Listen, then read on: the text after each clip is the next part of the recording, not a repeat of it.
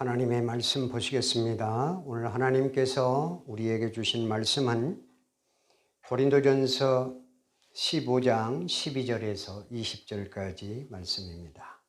고린도전서 15장 12절에서 20절까지 말씀 제가 받들어서 봉독해 올리도록 하겠습니다.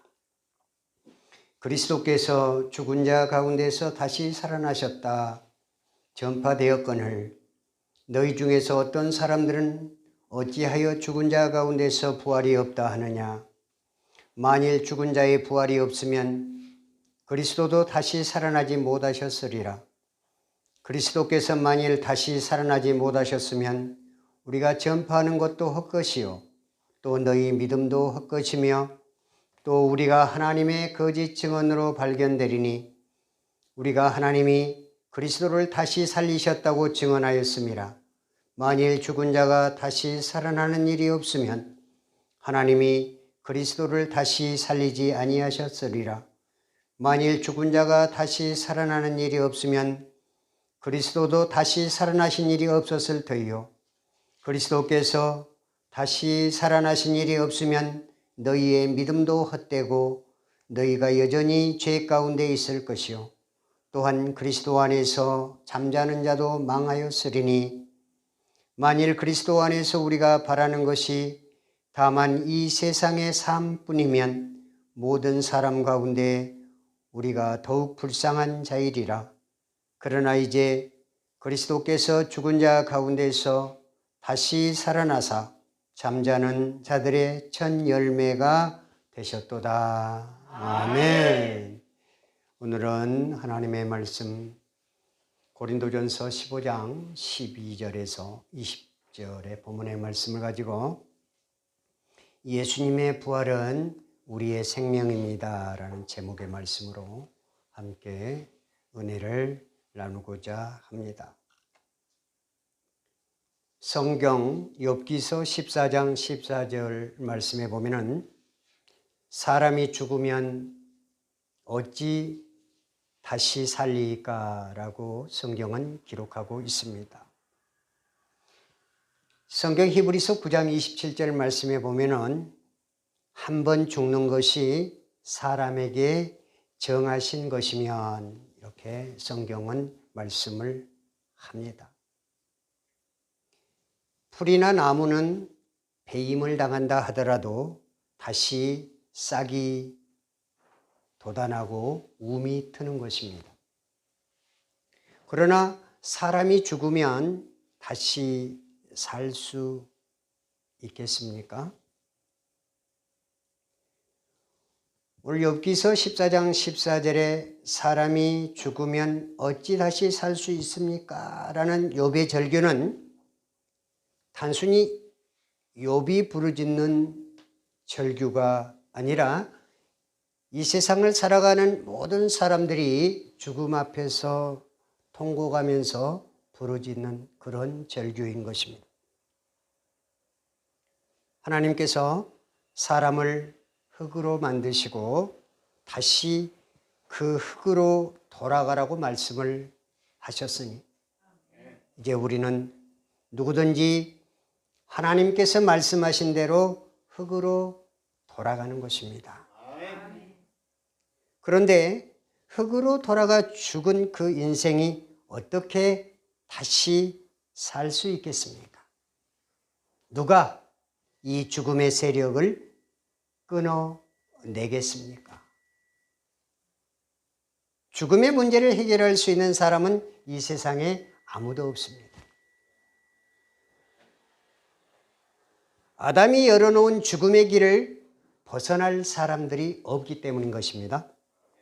그래서 인간은 죽을 수밖에 없는 것입니다. 죽음의 법에 매인 자들은 죽음을 해결할 수 없기 때문인 것입니다. 죽음은 세상 사람들이 가장 두렵고 아프게 생각하는 것입니다. 그래서 그 아픔을 사람들이 탄식하고 또 무서워하게 되는 것입니다. 누가 이 죽음의 법에서 고통당하고 있는 사람들을 해방시켜 주시겠습니까? 죽음을 해결할 수 있는 분은 오직 그 죽음의 법을 만드신 분임을 믿으실 수 있기를 바랍니다. 아멘. 이 법을 제정하신 분이 누구십니까? 바로 하나님 아버지이신 것입니다. 오직 하나님 아버지만이 이 죽음의 문제를 해결하실 수 있습니다. 하나님 본인이 창조한 세상을 너무너무 사랑하셨기 때문에 하나님의 법을 어긴 인간을 다시 회복시켜 주시기 위해서 그가 가장 아끼고 사랑하신 독생자 예수 그리스도를 보증자로 세우신 것입니다. 이것이 바로 조건입니다. 이 조건을 지킨 사람들은 하나님께서 용서하시고 구원해 주시고 영생하는 복을 주시겠다고 요한복음 3장 16절에 말씀을 하십니다. 하나님의 사랑이 없으면 인간에게 직면한 죽음의 문제를 어떻게 해결할 수 있겠습니까? 성경 전체의 주제를 한 단어로 묶어보면 바로 사랑인 것입니다. 사랑의 송가에 보면은 이런 아름다운 가사입니다. 천사의 말을 하는 사람도 사랑 없으면 소용이 없고 심오한 진리 깨달은 자도 울리는 징과 같네. 하나님 말씀 전한다 해도 그 무슨 소용이 있나. 사랑 없으면 소용이 없고 아무것도 아닙니다. 사랑이 없으면 아무것도 아닙니다. 세상 사람들의 소망은 무엇입니까? 바로 살아가는 것입니다. 가장 중요한 것은 사는 것인데 어떻게 사는 것입니까? 바로 삶이라는 굴레 가운데 사는 것입니다. 세상 사람들의 삶이 죽느냐 사느냐를 결정하는 것입니다. 예수님을 믿고 사느냐 세상을 바라보고 사느냐, 이 문제가 우리에게 가장 중요한 문제인 것입니다. 사랑하는 성도 여러분, 어떻게 살아야 할까요? 사랑을 나누면서 사랑하면서 살아야 하는 것입니다. 사랑의 증거가 바로 예수 그리스도이시기 때문인 것입니다. 사랑 없으면 아무것도 아니라는 것은 예수님께서 내 마음에 계시지 않으면 우리는 아무것도 아니라는 말씀입니다. 예수님이 내 마음에 없으면 부활이 없다는 말씀입니다. 예수님이 내 안에 계셔야만이 부활이 있다는 말씀입니다. 예수님이 안 계시면 부활이 없습니다. 예수님이 날마다 내 안에서 사셔야 하는 것입니다. 사셨네. 예수님이 사셔야 부활이 내게 있다는 말씀입니다. 예수 안에 있는 나에게 결코 정죄함을 주시지 않겠다고 하나님 아버지께서 약속하셨기 때문인 것입니다. 예수 안에 있으면 그 죄를 하나님께서 용서해 주시고 예수님의 부활에 함께할 고귀한 사랑을 주시겠다고 약속해 주셨습니다. 그러므로 우리는 예수 안에 있기 때문에 딴 근심을 하지 말아야 하는 것입니다. 저는 예수님을 믿고 찬송하며 예배하며 신앙생활하면서 가장 좋아하는 찬송은 어떤 찬송인 줄 아십니까? 주 안에 있는 나에게. 찬송가 377장. 이 찬송을 저는 가장 좋아합니다. 주 안에 있는 나에게 딴 근심 있으랴 십자가 밑에 나가 내 짐을 풀었네 주님을 찬송하면서 할렐루야 할렐루야 네 앞길 멀고 험해도 나 주님만 따라가리. 삶이 공고하고 힘겨울 때 저는 이 찬송가를 부르면서 저 자신을 다독일 때가 많이 있습니다. 사랑하는 성도 여러분, 세상의 걱정거리가 무엇일까요? 모두 다 딴 근심입니다. 이 딴 근심을 십자가 밑에 내려놓아야 합니다. 나 때문에 고통당하시고 피 흘리신 주님의 십자가를 생각하면서 아무리 힘들고 어렵다고 하더라도 주님이 지신 그 고통만큼 될까라고 생각해 보는 것입니다. 내 앞길 멀고 험해도 나 주님만 따라가리. 그런데 우리는 어떻습니까? 결국 죽습니다. 왜 죽는 것일까요? 바로 죄 때문에 죽는 것입니다. 하나님께서는 우리의 이 죄 문제를 해결하시기 위해서 예수 그리스도를 성육신하게 하시고 예수 그리스도를 이 땅에 보내주셨던 것입니다. 오늘 본문 말씀 15장 20절 말씀에 보면은 예수님이 죽으시고 다시 부활하심으로 잠자는 자들의 첫 열매가 되게 하셨다. 이렇게 성경은 말씀을 하십니다. 예수 그리스도의 부활은 예수님의 부활만이 아니라 온 인류의 머리로 부활하신 것입니다. 그러므로 예수님의 부활은 우리에게 고귀한 선물입니다. 확증되고 확증된 선물인 것입니다. 첫 열매는 다른 모든 곡식들을 다 포함해서 증거물로 하나님 앞에 바친 것이 바로 첫 열매인 것입니다. 예수님께서 우리들의 모든 것을 다 보증으로 삼으시고 가져다가 첫 열매로 하나님 앞에 드린 것입니다. 이것이 바로 부활입니다.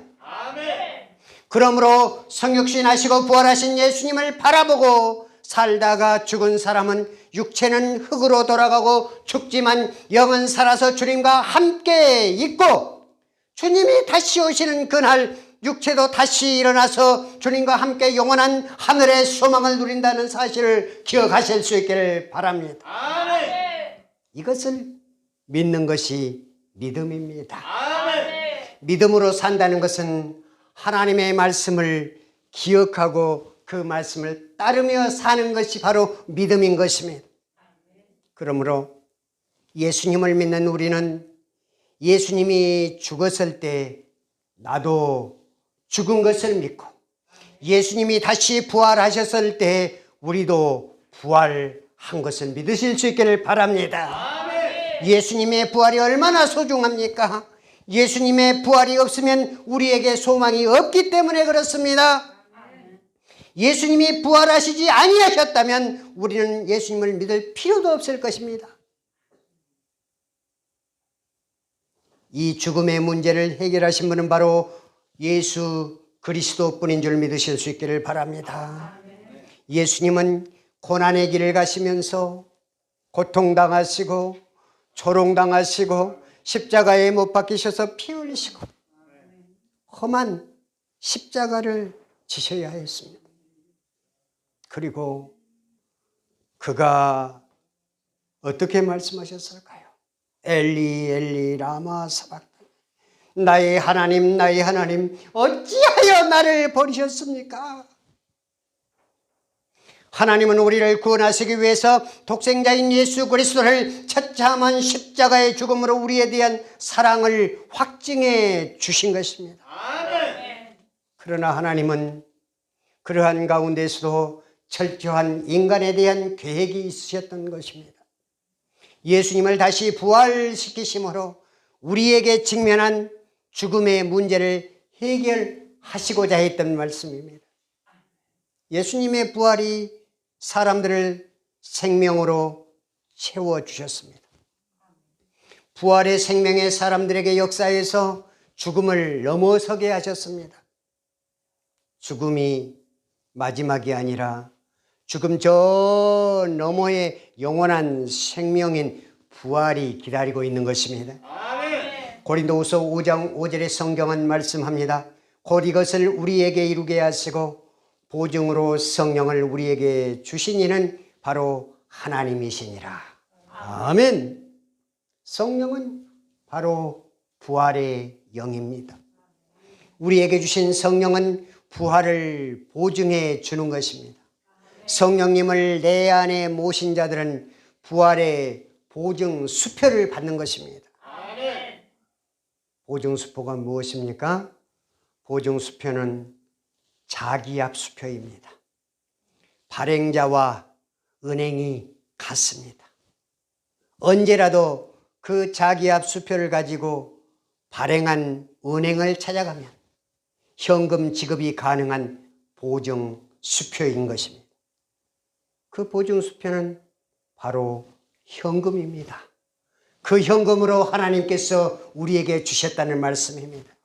에베소서 1장 13절에서 14절에 성경은 말씀하십니다.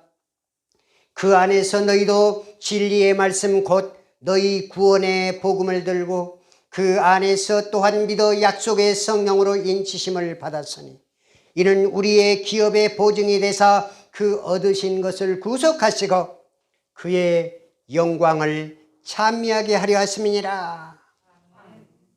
우리의 기업이 무엇입니까? 바로 부활인 줄 믿으시기 바랍니다. 이 부활을 통하여 영원한 생명에 이르는 것입니다. 로마서 8장 11절은 말씀합니다. 예수를 죽은 자 가운데서 살리신 이의 영이 너희 안에 거하시면, 내 안에 거하시면 그리스도 예수를 죽은 자 가운데서 살리신 이가 너희 안에 거하시는, 내 안에 거하시는 그의 영으로 말미암아 너희 죽을 몸도 내 죽을 몸도 살리시리라. 아멘.